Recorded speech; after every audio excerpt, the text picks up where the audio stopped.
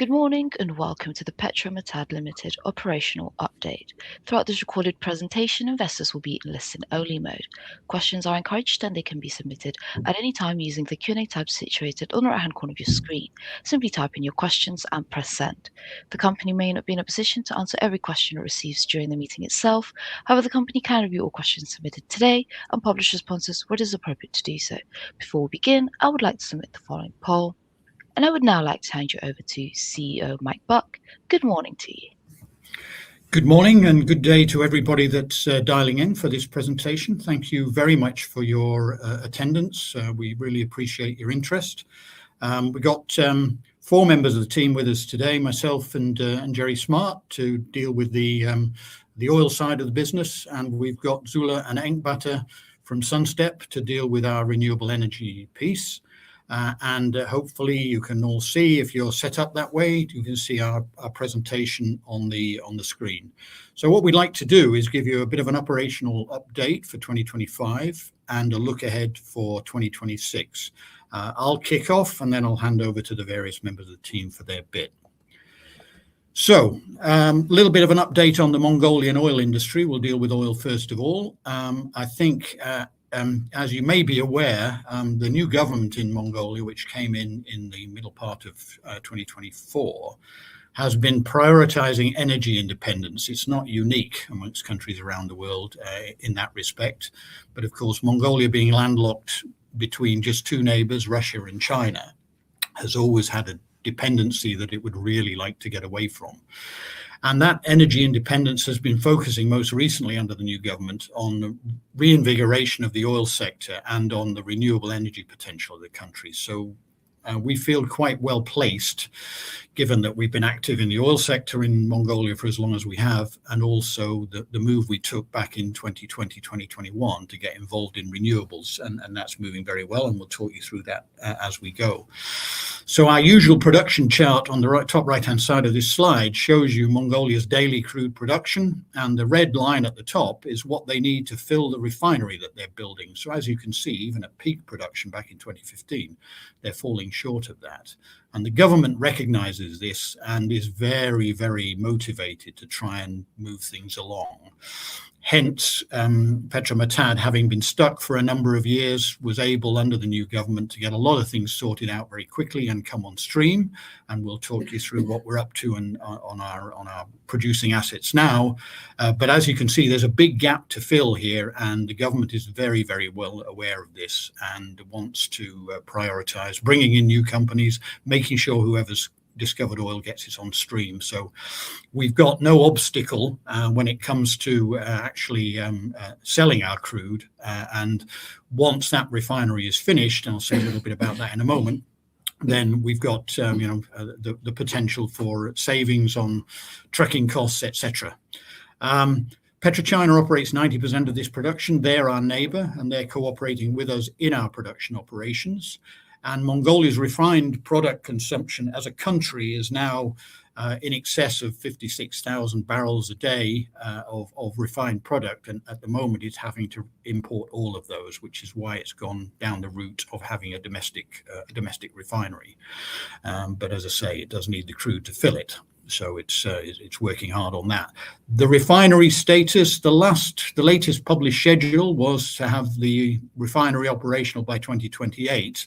Although there have been some reports recently that might come forward.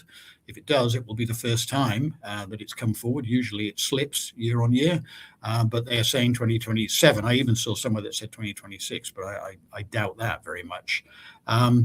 So that refinery requires 30,000 barrels a day of feedstock, and as I say, there's a gap that needs to be filled, and we're certainly hopeful that our Block 20 production can help fill that void.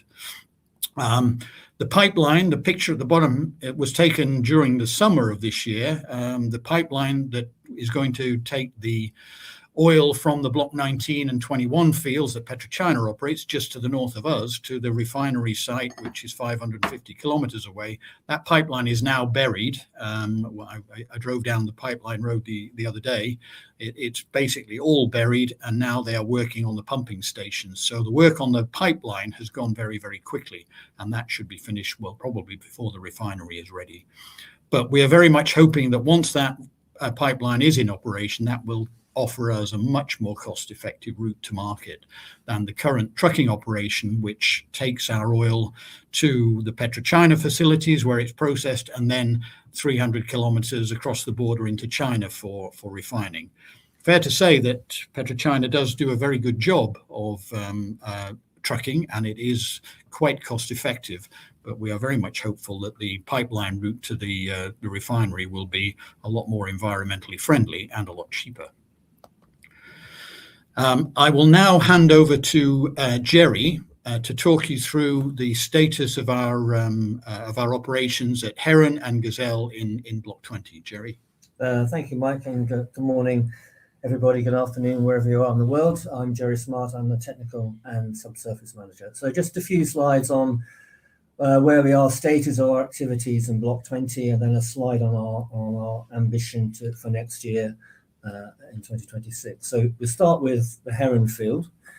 So the two pictures on the slide are the Heron production site with the nodding donkey and the two tanks and the office and the generator housing. And the one below is a more recent picture showing the installation of the electric pylons and the transformer there.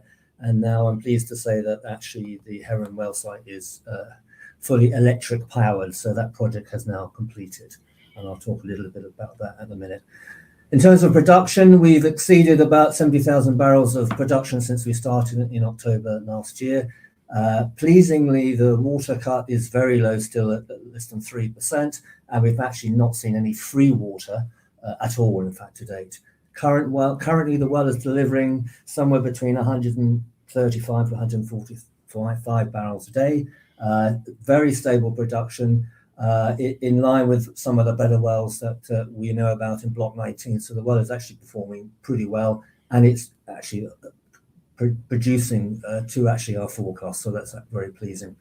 We think we're accessing quite a large volume of rock.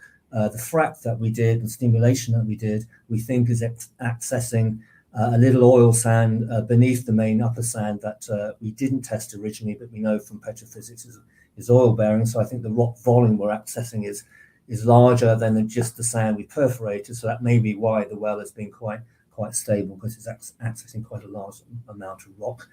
As you know, the oil gets transported about 25 kilometers to the north through the Block 19 facilities, and we've made over now 330 loads delivered to that facility. And that's a frequent point. We do it at least every day, both now with the Gazelle as well. So that's an ongoing activity. The power line, as I said, 10 kV power line is now installed, and that's now, so the generator is off, so we're not burning any more diesel at Heron, which is good for both cost saving but also for emissions as well. So that's a great project that the team managed to do. Not something an oil companies usually qualified or even knows how to do it, but we got it done in very good time, in fact, so we're very pleased with that. And I'm sure you're aware that all operations in the field are actually done by my Mongolian colleagues, a team of 8 on rotation, and most of whom actually come from the local Sun, the local villages, if you will, and so that's great. So it's a really sort of local enterprise that the team is running there.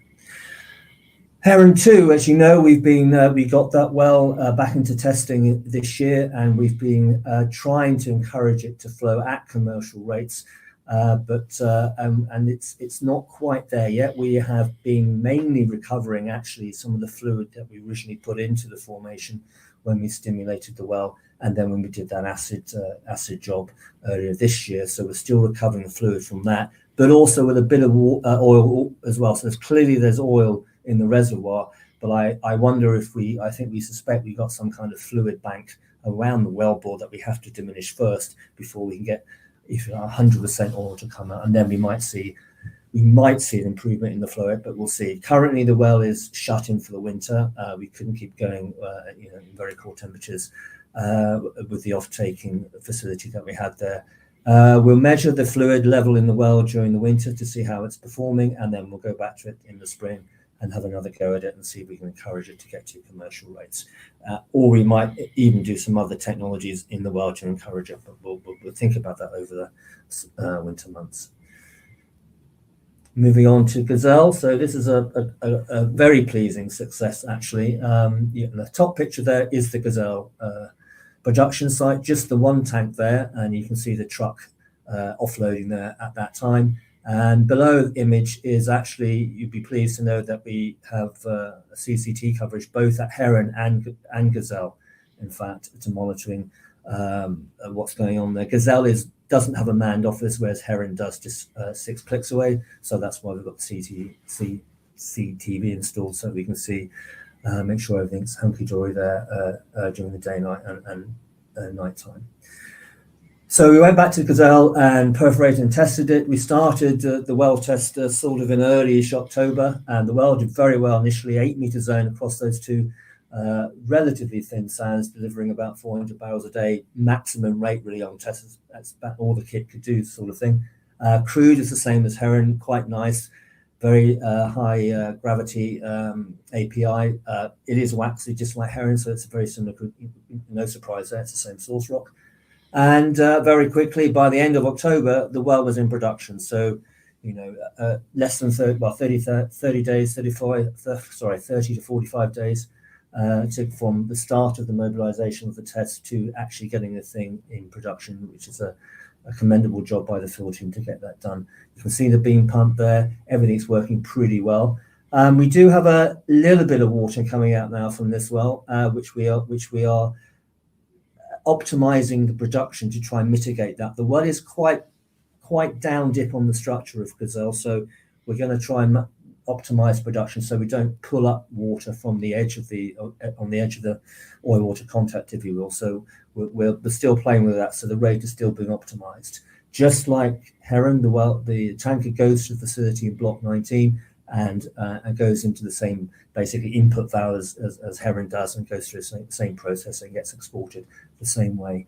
It's a new discovery, new production, so we do need to do a field reserves report for the authorities, which is ongoing right now, and by which through that mechanism that gets approved, then we'll get some proven reserves booked for Gazelle probably in the new year, in the first quarter, with a bit of luck. But we'll see how that goes with the authority. And of course, it's the same team who will also manage Gazelle. And so there's sort of an OPEX saving by now having 2 wells managed by the same team. Moving on to then a sort of summary of what we did this year. There's some commentary that I've read in some of the chat rooms about why does it take so long to do stuff? Why do we start so late in the year? It's probably just worth mentioning to folk, of course, like any business, you do your budget and your planning before the start of the next year, and we do that and we submit it to the authority at the end of the year for the next year. But the authority takes its time, several months sometimes, to approve our budget. Once that budget is approved, then we have to get the environmental management plan approved, without which we can't legally do any work on site, and that can take a month or 2. So by the time we do anything, when we've got the paperwork in place to allow us to do anything, we're certainly into March and April as it is. Now, that the springtime is when we can start operations safely because it's too cold before. But nevertheless, it takes a while for the paperwork to get in place. But once we get the paperwork in place, and then, of course, we've then got to talk to the contractors and get them lined out. And, of course, they're not hanging around waiting for us to give them the nod. They are busy doing other stuff, so we then have to fit in with their program as well. So that can obviously cause delay as well. So, we don't have control of the timeline. We are at the destiny of other folks' timelines too. So, but we do our best to accelerate everything we possibly can. The top picture here is a picture of the activities that we raised the money for, and the square greens and the square greys are the timing that we said that we would try and do those activities by. And the green dots and the arrows are actually what we actually achieved. So if we start with the electrification, so we got the funds in the end of July, and of course you can't sign contracts if you don't have funds for the activity. So all the contract work was put in place pretty quickly after we knew we had the funding. The electrification project was the first on our list to try and mitigate or rather decrease the OPEX. So we got that running quickly. A little bit more bureaucracy than anticipated. Again, it's something we've never done before, so we learned a little bit of how that process works. But nevertheless, 12th December, Heron was working off electricity and saving us something like 70% of our energy needs for that well site. So that's a good achievement by the team. We went to Heron 2 and did the acid wash and the testing and completed the well, as you know. So that was achieved as well. We went to Gazelle, did the well test. It was successful. We completed it in its production. So that's completed as well. Gobi Bear, we sort of run out a little bit of time to do that because we had to focus on making sure we got Gazelle on stream. So that we'll defer that until next year. And of course, our other block, Block 7, we are continuing our studies on Block 7. But it's interesting. There's a slide on this coming later on, but we only recently got the data that's existing on the block anyway. So it's difficult to get going doing studies if you don't have the data in hand. So reading the words now, electrification project's done. Heron 2, still working on it, but actually we got set ourselves so we can encourage the well to flow. Gazelle is in production, and Gobi Bear is the only thing we deferred to next year from the work program that we raised the funds for. For the oil sales, there's another slide coming, I think, that Tiffany is going to talk about. But as you know, the oil goes to Block 19. We hope that about at the end of the year, we should have generated, or in the expectation that we'll generate in line of our advisors, is around about over $2.5 million net to us. That's after the split with the government. The tax issue that we've talked about before is nearly or largely resolved, and I think there might be some commentary on that later. And clearly, everything we're doing, we learn from it, and we try and get ourselves to be more efficient as we keep learning how to do things, and the team learn how things work. So we are always looking at doing efficiencies and trying to optimize things. Looking for next year then, so this is our aspiration. So above is some pictures of radial drilling, which is one of these techniques that can improve well performance. And we learned recently that PetroChina to the north of us has been deploying this technology in some of their wells. So we are engaged, talking to them about their experience of using that technology and what success they've had. And with a bit of luck, and if it's cost effective and the contractor is available, that's the kind of technology you might try and deploy next year in either existing or perhaps new wells to get a well performance up. The bottom bar graph is what our ambition is. So our ambition is basically, obviously, to continue production as is. We will look at dewaxing Heron 1. Basically, as I said before, the crude is quite waxy, and you can get deposits of wax down hole that can begin to block up the tubing, etc. So we'll do a hot wax wash to try and dissolve that to make sure it doesn't become a problem. We'll go back to Heron 2 and try and encourage it to flow better. We'll look at potential drilling locations around Heron and Gazelle for infill drilling.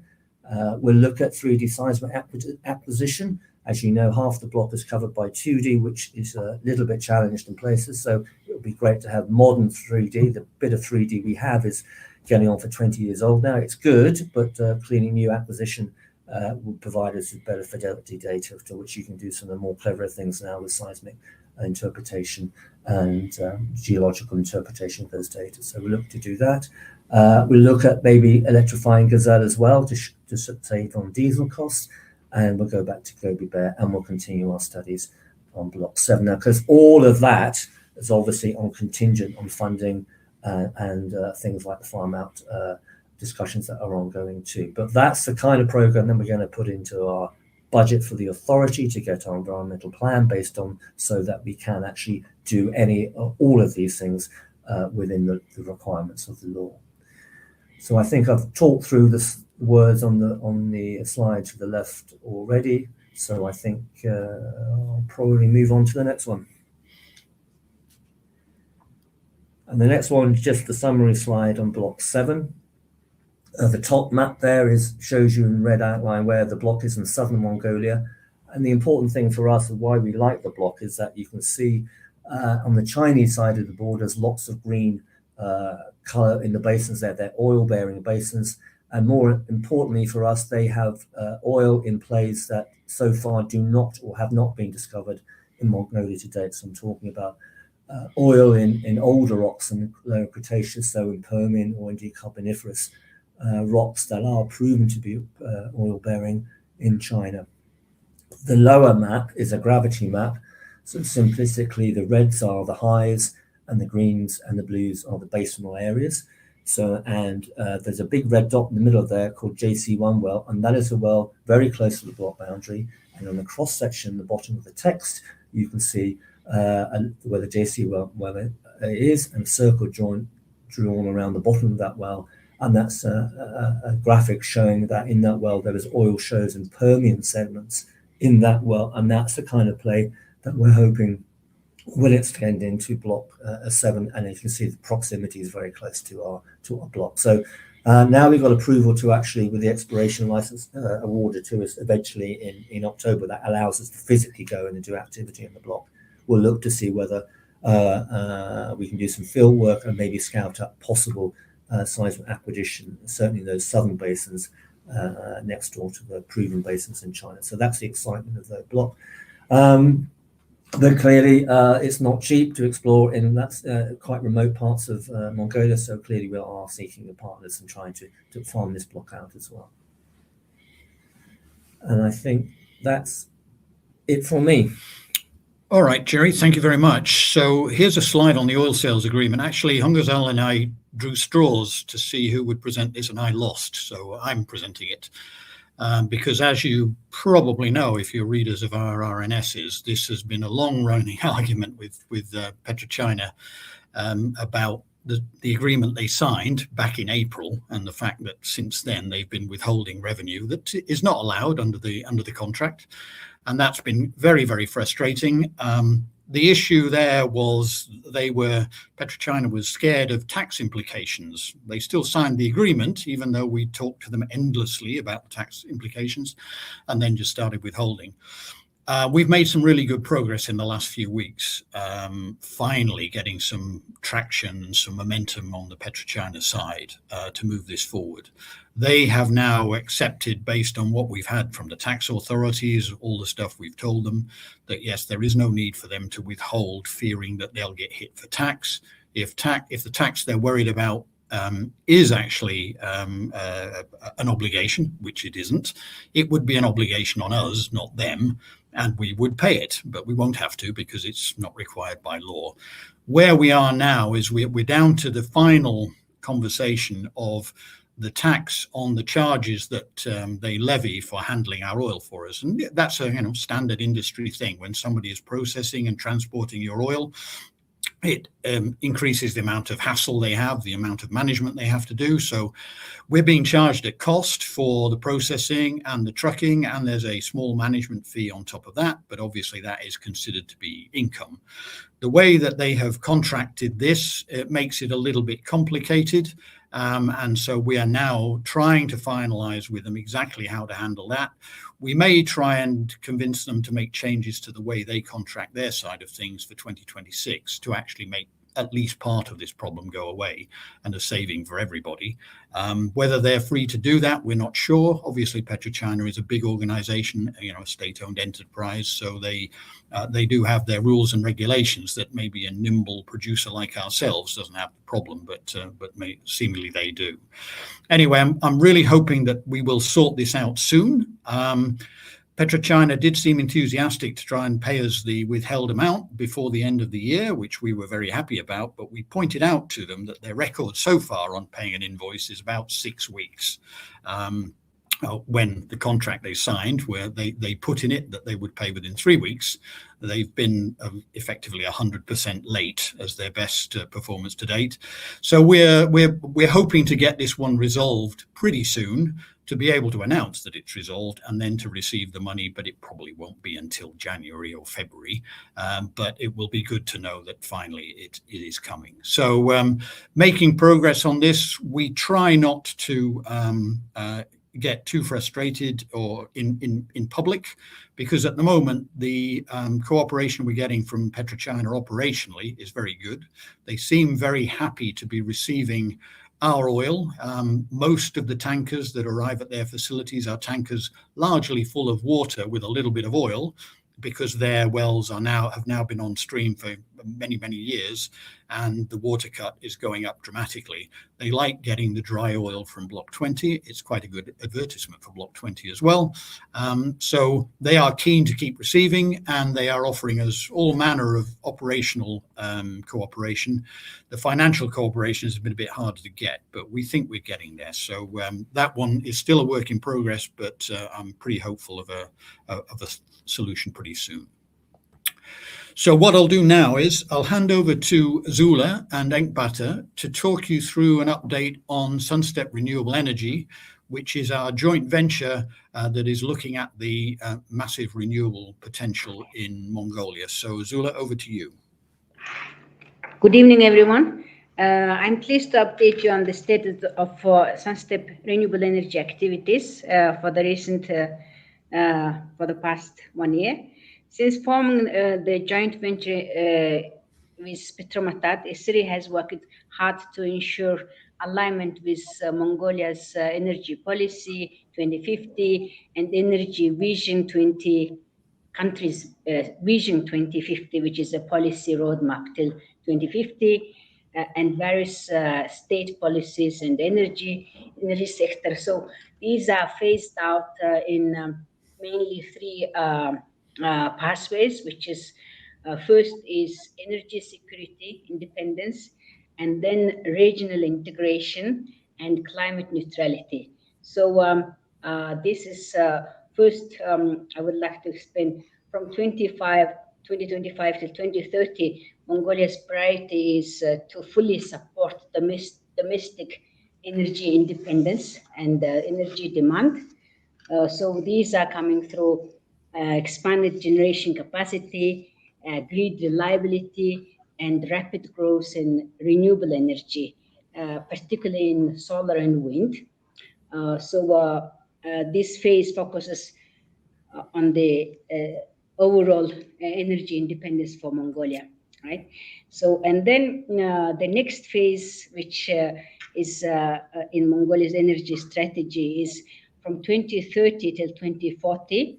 The policy shifts towards the energy export, positioning Mongolia as a regional energy exporter. So Mongolia has announced this, our Prime Minister recently, leveraging the large renewable energy resources and cross-border discussions, interconnections to be continued at G2G level, right? So while continuing market tariff reforms as well to attract private investment into the sector. From 2040 till 2050, this is same as in global markets. Mongolia has also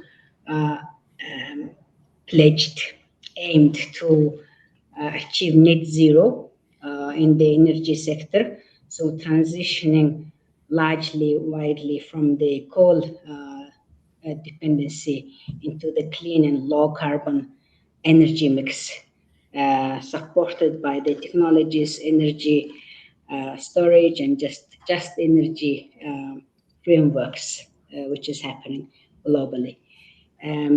So just a bit about the domestic market again.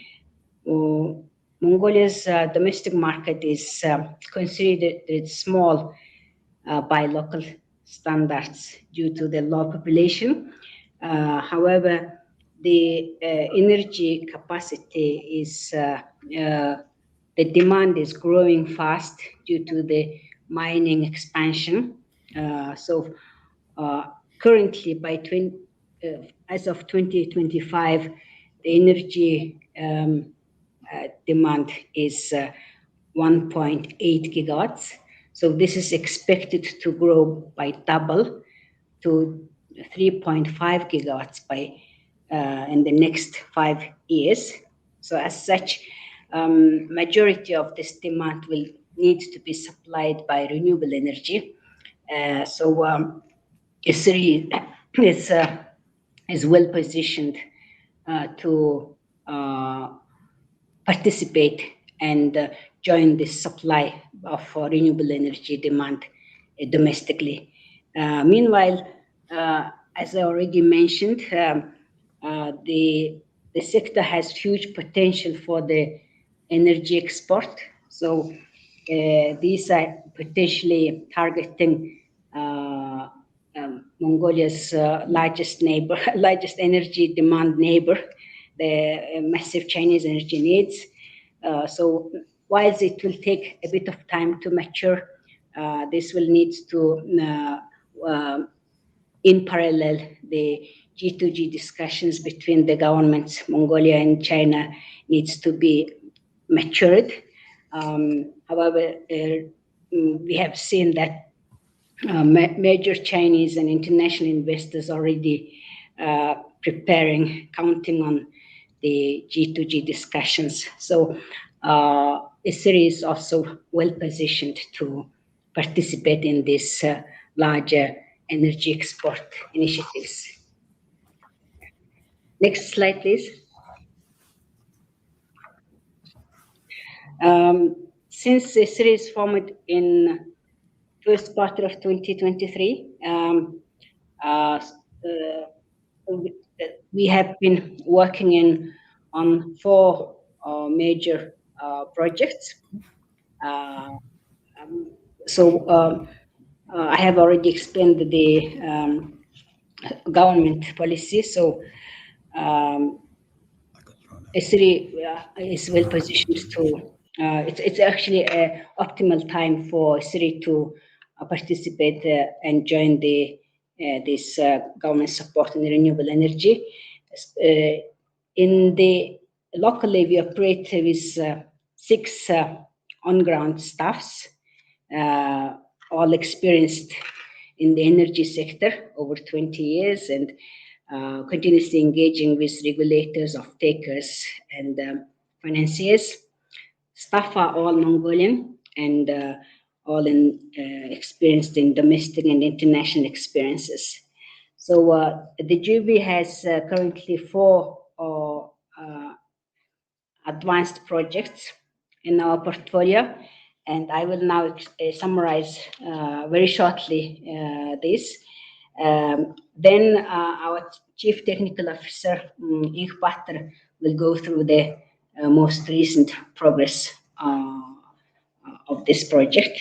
So we have 24 megawatt renewable powered green hydrogen project with Oyu-Tolgoi, Mongolia's largest copper mine.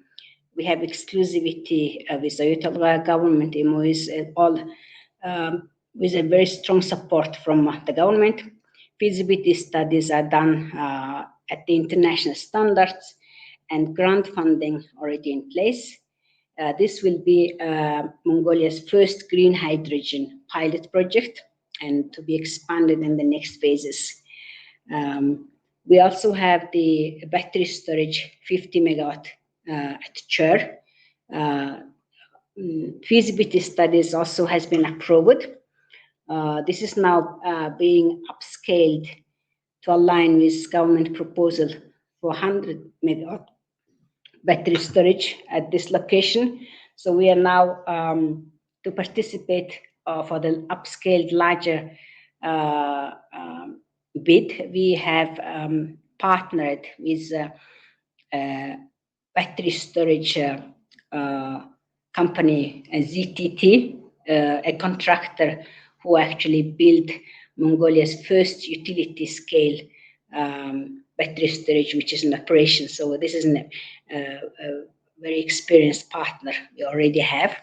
So we expect the notification of the bid submission for this larger project in the new year, and the government is very keen to have this battery storage online to stabilize the grid as soon as possible. We also have a large-scale power export project initiative, each 1.5 gigawatt in 2 locations to benefit from the energy export to China. So under this initiative, we have signed exclusive MOU with one of the largest state-owned Chinese utility, China State Power Investment Corporation, which is the third largest state utility in China. And SPIC is the investor and the Chinese in this project, and SRE is the local developer partner. So currently, this energy export initiative is ongoing. We are doing studies and waiting for the progress of G2G discussions, which are ongoing, right? And last but not least, our 200 megawatt hybrid project with Tsitsi Mines and Energy, supported by an existing PPA, is our most recent and prioritized project, targeting ready to build in 2026. Mr. Inkwater, he will now walk you through the details of this project. So we see this potentially rapid progress in 2026. Thank you. Inkwater? Ladies and gentlemen, thank you very much. My name is Inkwater. I'm a SRE team, so I have experience to work in the energy sector for 28 years. So I'm happy that I was joined for the construction of the first large-scale utility-scale battery storage system, large-scale of solar PV plant in Mongolia, and also contributed in the largest wind power in Mongolia.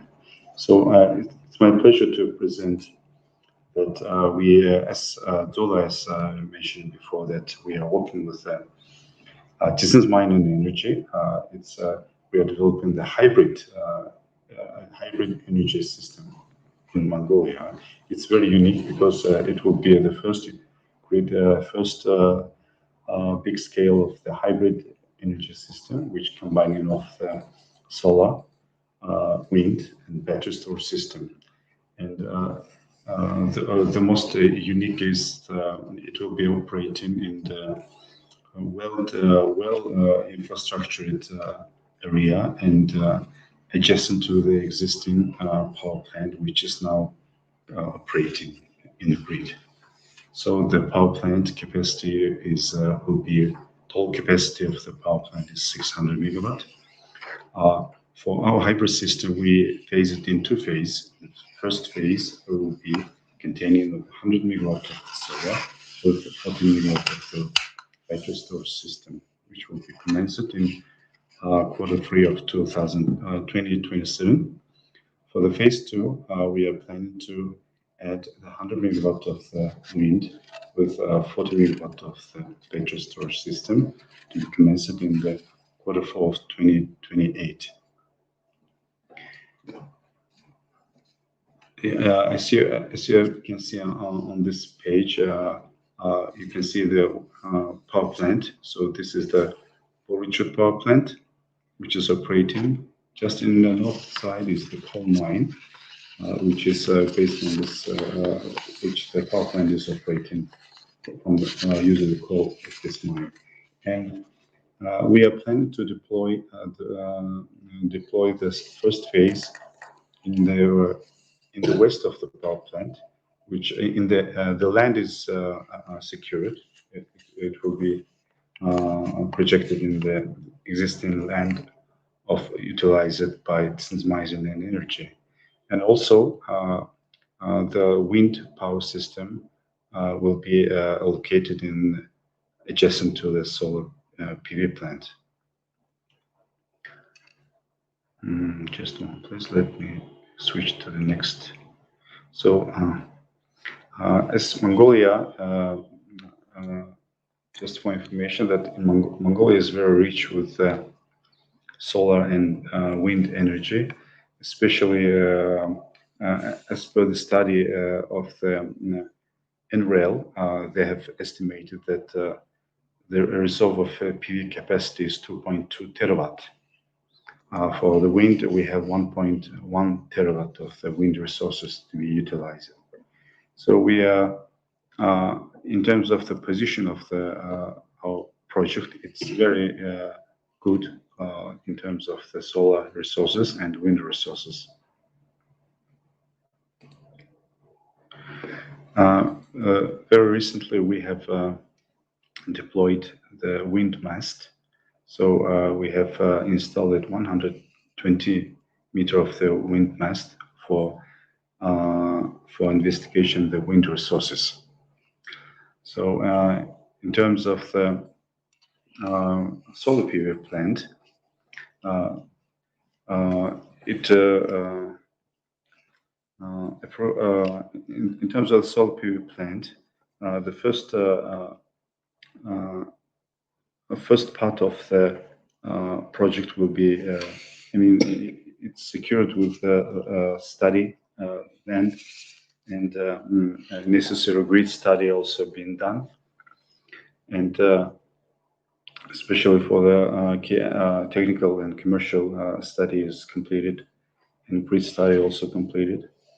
And right now we are working on the gathering of the wind resource data. So based on this wind resource data, the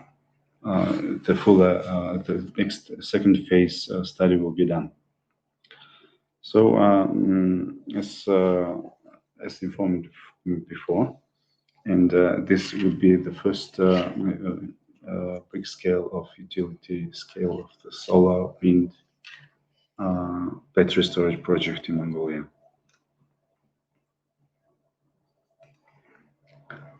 Okay, so that is the brief presentation of the 200 megawatt hybrid project. Thank you. Okay, Enkbata, Zula, thank you very much for that. I hope everybody can hear me. I've been having a little bit of trouble with my computer, but we'll settle down now. So that concludes the run through of our slides, and I'll hand back to IMC for a little bit of housekeeping before we get on with the Q&A. That's great, Mike. Thank you very much indeed all for your presentation. Ladies and gentlemen, please do continue to submit your questions using the Q&A tab situated on the top right corner of your screen.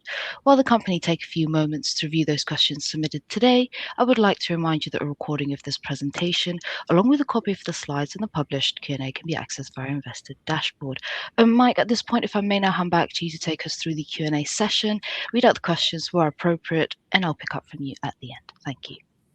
All right, thanks very much indeed. So we did ask people to have the chance to submit live, and we got a lot of questions. So thank you for that. Thank you very much for your interest. We've kind of prepared a top level list of questions that seem to be asked by a number of people. So hopefully the general answers to those will cover a lot. But there are still quite a few more questions to get through. Any that we don't get through, or that it becomes too time consuming to do right now, we will answer them online on the IMC platform after the event. We'll try and do that reasonably quickly rather than leaving it a few weeks, as I think we did last time. So anyway, let me get on with the top level questions. First of all, in the category of financial, the question is, following the finalization of the oil sales agreement, can you confirm the timeline for receiving the withheld PetroChina revenues? Confirm, probably not, given the way it's gone up until now. I thought this would have been solved a long time ago and the money would already be in hand. As I mentioned in the presentation, they're not the fastest payers. We do have the ability to charge them interest for being late, and we do continually threaten them with that. We haven't done it as yet. As I said, we're hopeful that we're going to get the money, but I don't think it's going to be before the end of this year. So we're chasing for it in January. It might be February, but we're chasing for it and we expect to get it. The withheld amount is currently around about 850,000 US. So we'd very much like to get that through the door.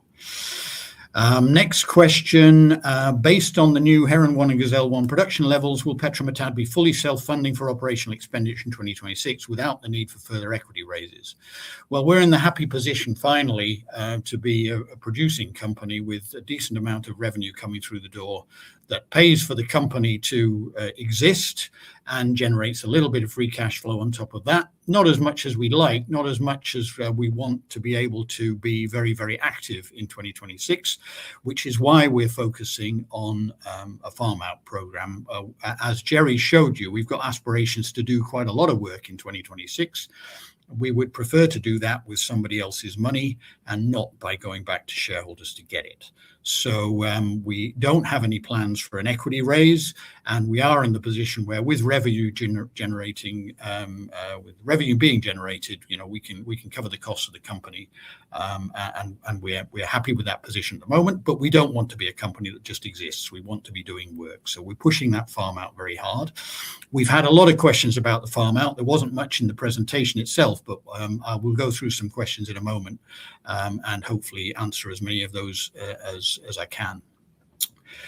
Given the reported slowdown in the Heron 1 production and complexity seen in Heron 2 retest, what is the updated production guidance for 2026?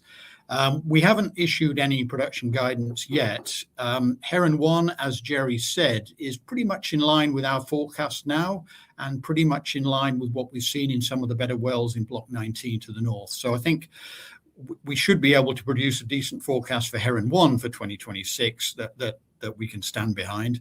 Gazelle 1 is still early days. You know, the well has only been on stream for a little over a month. And we have had a few teething problems to get over. Those are hopefully now behind us. We do still have a little bit of a debate going on in the field with the unloading procedure at PetroChina that we're hoping to resolve pretty soon. So we haven't put out guidance yet because primarily we want to get a better handle on what we think Gazelle will do long term. And we also want to make sure that we manage water so we don't get a heavy water breakthrough and that we maximize oil production. So please be a little bit patient on production guidance. Next section of questions, production and progress. What is the technical plan, e.g. injector wells or workovers, to sustain or increase current production levels in Block 20? Our plan of development for Block 20 was pretty much in line with what was done in Block 19 over the years. You do need to support the reservoir pressure as you take the oil out, because there's not a well plumbed in aquifer that will keep the reservoir pressure up. So pressure starts to decline. PetroChina has used a water flood, not a full water flood, a partial water flood to support that. We prepared our plan of development saying the same thing, so it wouldn't seem too radical. We would like to use something other than water. We might like to use CO2 if we can find a nice source of CO2 nearby, because that kills two birds with one stone. It sequesters CO2 and also keeps reservoir pressure up. So there will be the need for injector wells. We are planning some well interventions, as Jerry said, to make sure we're not blocking up the tubing with wax, etc. But yeah, in the longer term, we would get round to doing pressure support, but we want to focus on production first of all. So next drilling would be potential producers. Can you provide an update on current daily production rate, cumulative production, and the observed water cut from Heron 1? I think we've more or less covered this. Heron has done 70,000 barrels or thereabouts to date. It's producing between 135 and 145 barrels a day. And the water cut at 3%, when we say there's no free water, when a tanker arrives at PetroChina and they open the valve at the bottom to let the water out, there is no water, it's just oil. The 3% water cut is what you get from the lab analysis. So it's actually not water sitting, not oil sitting on top of water.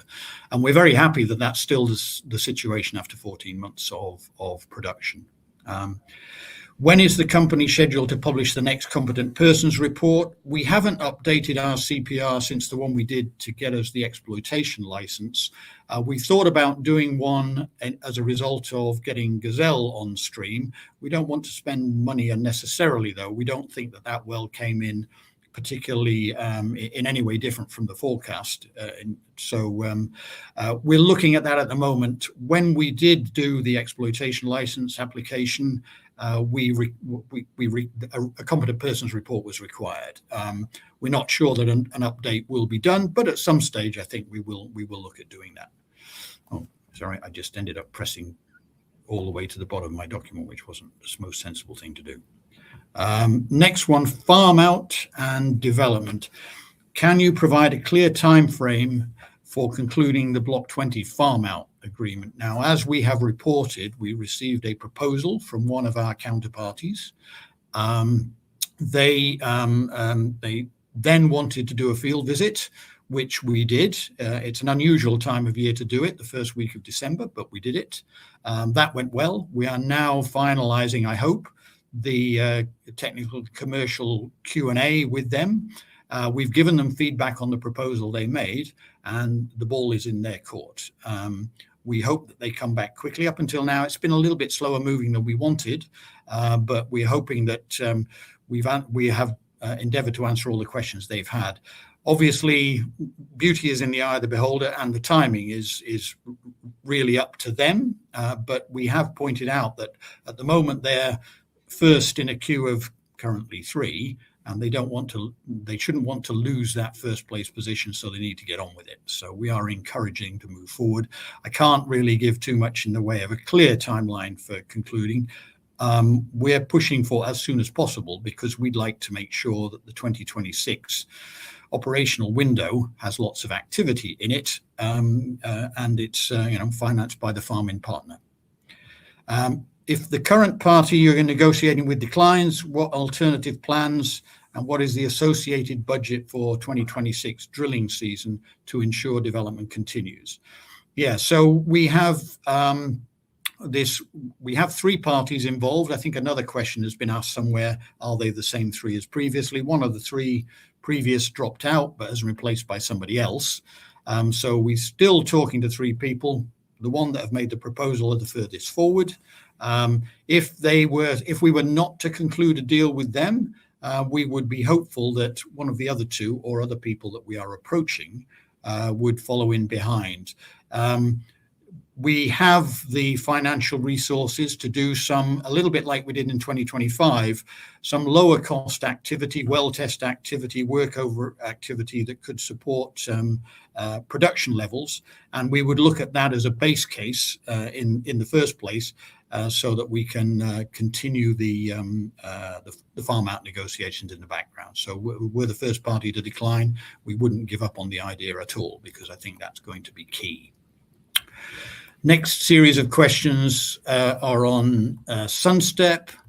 What is the current estimated book value of the SRE portfolio? Yeah, that's a little bit of a hard one to answer. In this kind of business, we have, I think, created a lot of value, but we haven't crystallized it yet. We need to get things to ready to build status for there to be the chance to actually get some of that value. We've given in the past a little bit of guidance on what commercially attractive ready-to-build projects have got as development premium in Mongolia, and it's of the order of $50,000 to $100,000 per megawatt. So we can see that there are tens of millions of dollars of value tied up in our portfolio of at least 3 of our projects, a 200 megawatt project, a 24 megawatt project, potentially 100 megawatts of battery storage. So there's tens of millions of dollars in development premium tied up in that. And at the moment, that's probably all I'd like to say about the estimated value. We think we're creating a lot of value, but we have to crystallize that value, and that's what we're focused on. With the ongoing development and scaling of the SRE portfolio, including green hydrogen and battery storage, will it require further capital contributions from Petro Matad? I think the green hydrogen project is already fully funded through the development phase. So there the answer would be no, unless in discussion with Oyu Tolgoi that were to be increased. Because the mine might be interested in doing more work on hydrogen-powered transportation, which wasn't in the original plan. That might involve some more capital contribution, but the development costs are relatively modest. And we are at the moment negotiating the extension of our agreement with our partner in the joint venture, where funding point forward is on a 50-50 basis. So I think that's a very fair thing to do. At the moment, no additional capital contributions on those 2 projects as mentioned. The one we're currently spending money on is the hybrid project, and as you saw, that's the one we think has the best chance of getting to ready to build status ASAP. Can you clarify the day-to-day management structure of SunSteppe, including the role of the 50% partner? Okay, so basically Zula came into the joint venture with her team, or has with the core of her team, and has added a couple more members. We're very, very happy with this team. They're the most experienced team in Mongolia, entirely Mongolian, and they do a very good job. Petro Matad funds let's say the running cost of that 6-man organization, 6-man-woman organization, and then the development costs are handled, the higher development costs are handled on a 50-50 basis. Effectively, that team works exclusively for the joint venture, originating deals, interfacing with all the stakeholders, and have put us in a very, very good position in the time that they've been running. And we now are focused on trying to crystallize the value that I spoke about. Some questions on Mongolia. Can you clarify the commissioning timeline of the Mongol oil refinery? No, I can't.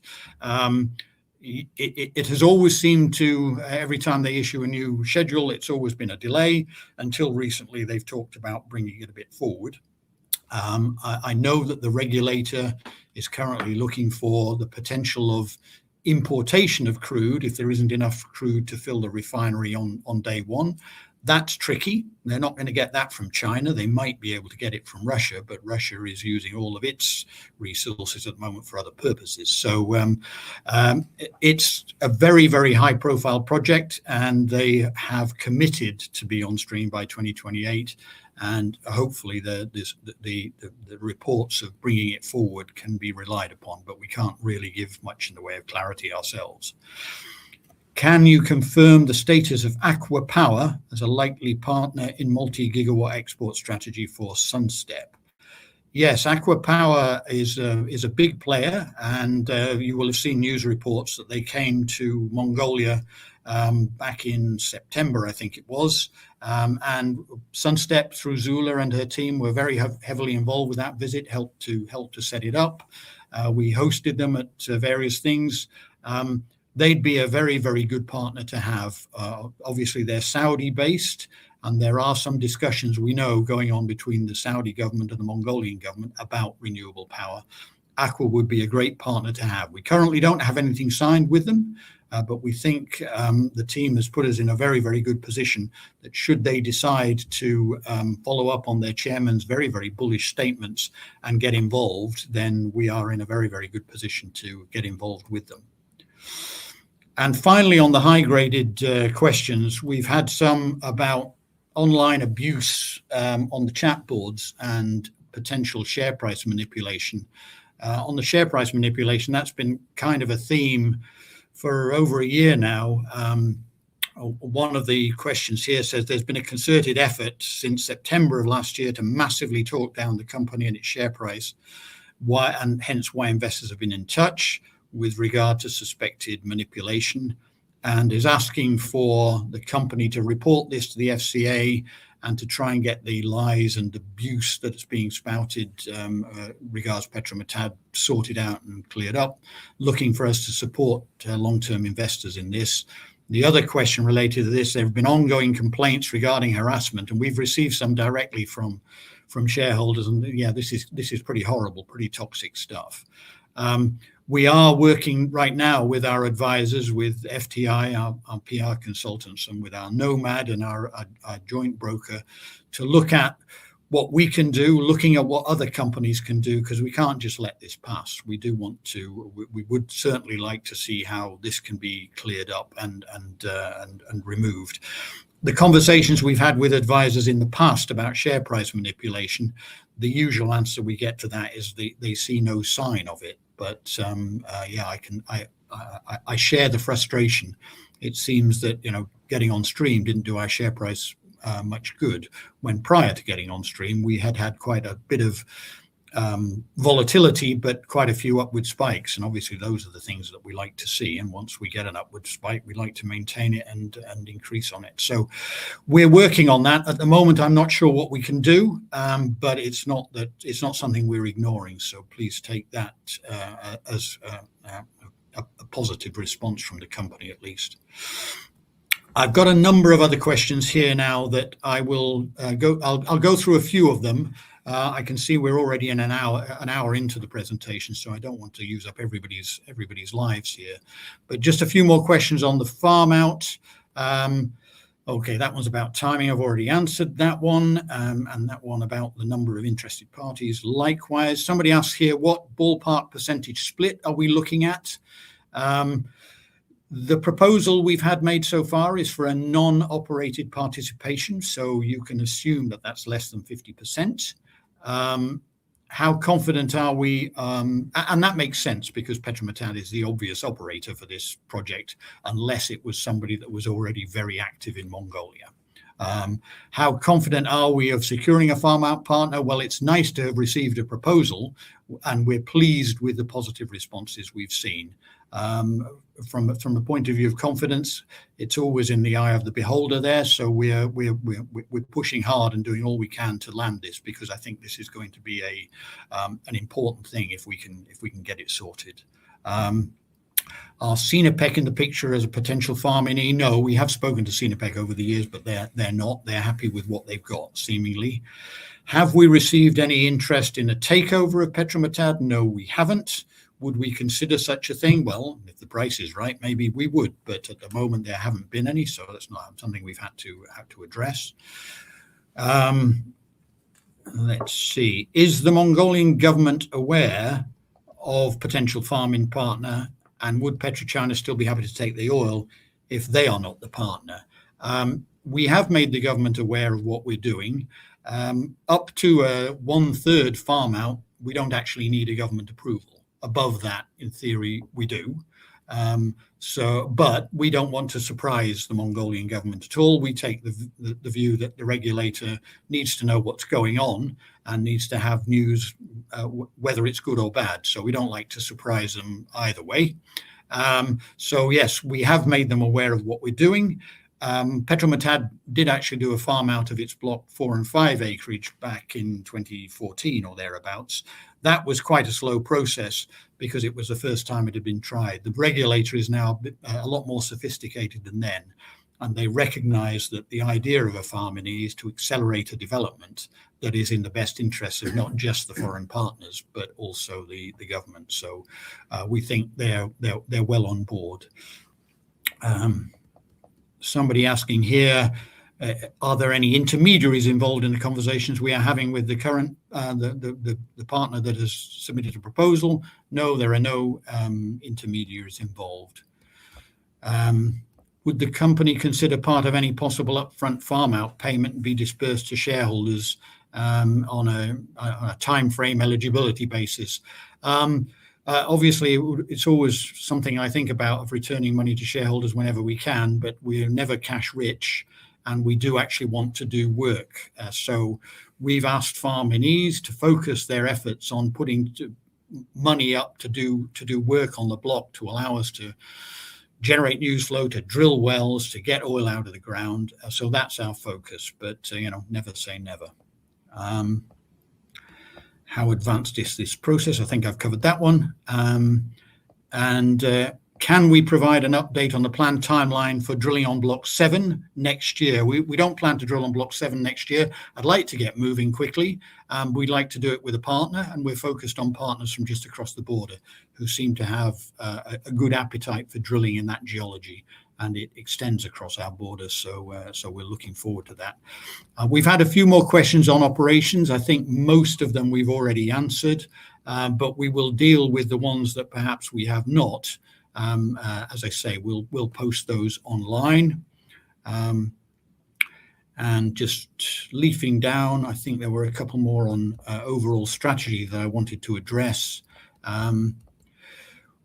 What does management see as the single most important value creation milestone over the next 12 months? I think it would be a successful farm out. If we can bring in a partner that's going to fund a decent sized work program over the next couple of years to move Block 20 forward, that would be a very, very important moment. So we're really focused on that. And in parallel with that, we're developing a work program that we can afford out of existing funds to keep the news flow flowing whilst we land that farm out, if it takes longer than we hope. But I think that's it. What is your strategic profile over the next 3 years? How do you see the balance evolving between exploration, production, and renewables? Fair to say that we're really happy with our renewables position, and we want to crystallize some value, because that could put quite a lot of money into the overall business. Since we started renewables, the atmosphere has changed a little bit. We were first recommended to keep oil and renewables separate because the investment community liked it that way. Now the idea of oil companies with renewable arms is a lot more acceptable, it seems. So we're kind of glad that we didn't nail our colours to one particular mast, and that we have both options here. And renewable development is an order of magnitude cheaper than oil and gas activity. So that is something that we think we can move forward within the cash constraints of the business. If we get a farminee, we'll be very, very happy to be doing both. And if it takes a while, well, we'll do some low-cost activities on the oil and gas, and we'll move the renewables ahead at speed. Can you comment on whether Petro Matad is actively exploring a more strategic partnership role with the Mongolian government and/or the Mongol refinery? For example, dedicated long-term supply of Block 20 crude to the refinery. Well, the answer to that one is, under the law, a domestic refinery gets first dibs on any oil produced in Mongolia. So Block 20 oil goes to the Mongol refinery if they want it by law. And that's fair enough for us, because we'd happily put it through that pipeline that runs within 15 kilometers of our current production site. Government or refinery-backed development via low-interest loan or prepayments. Fair to say here that the uncertainty on drilling results generally precludes low-interest loans on early stage of any oil field development, for that matter. The lender wants to know there's sufficient cash from the business that they will get paid back, irrespective of future well results. Prepayments kind of likewise. And fair to say, neither the Mongolian government nor the Mongol refinery are cash rich, nor are they risk tolerant. So I'd like to, but I don't think we can. And finally, from this questioner was something about the fact that Mongolia has recently announced a project to build 6 months worth of strategic storage capacity for petroleum products.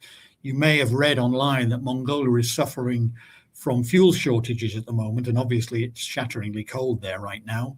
They're suffering from fuel shortages, and so having a storage of product is kind of a good idea. They have not looked at doing storage for crude, though. They never have. They're actually more worried right now about not having enough crude to fill the refinery. The refinery will have tankage, but it's not for long-term storage. So that hasn't really been looked into. And in short, this question says, is there an active strategy to position Petro Matad as a strategic domestic feedstock provider for the refinery? and for Mongolia more broadly. I think we're very well positioned as a company. We have an excellent reputation. Our team is almost entirely Mongolian. We're seen as the best operator in country, and we were welcomed very much as the third producer after PetroChina and SunSteppe. We'll need more producing wells and more proven production history to show our ability and reliability to supply, but they're counting on us. So, we're pushing against an open door there. I think I will probably call it a day there, because there's a few more questions related to dividend policy, which at the moment we can't really have because we're not super cash rich. But were we to become so, don't worry, we think about shareholders every day.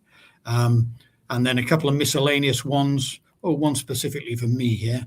Mr. Buck, are you sure you're not the late, great, wise owl who used to post on the LSE chat forums? I'm sure I'm not. I think I would have probably had to declare that if I was. So no, not me. And another one for me, do I spend an appreciable amount of time actually in Mongolia? Yes, I do. I combine the job of CEO, COO, and country manager, all for the bargain basement price. No, I do spend a fair amount of time there, and not to my wife's liking, but there we are. So look, I think I'll close it there. And as I said, we will catch up with the questions that we haven't had the time to answer online on the IMC forum on the platform. I'll hand back to Alex now. Perfect. Thank you very much, Mike. And just to wrap up, could I just ask you for some closing comments, Mike? Yes, we really appreciate all of the input we get. We know that our shareholders have been frustrated by many years of lack of movement through government inactivity, and then to actually get moving and to have the problems we've had with PetroChina. We're fighting these absolutely every day. We're happy to be on stream. We're happy to have revenue that's going to allow us to finance some decent activities designed at improving our production. We're very pleased that we've got involved in the renewables and that is going so well. I think our renewables team is punching well above its weight in terms of everybody approaching us to do projects with them, and through Zula and the team of accessing some of these global players and getting very good relations going. We want 2026 to be a transformational year. I'd like to land a farm out on the oil and gas. We'd like to crystallize some value from one of the renewables projects. So please hang in there, please have faith, and thank you very much for your time. Fantastic. Thank you all once again for updating investors today. Could I please ask investors not to close this session, as you will now be automatically redirected to provide your feedback in order that the board can better understand your views and expectations. This will only take a few moments to complete and I'm sure will be greatly valued by the company. On behalf of the management team of Petro Matad Limited, we would like to thank you for attending today's presentation, and good morning to you all.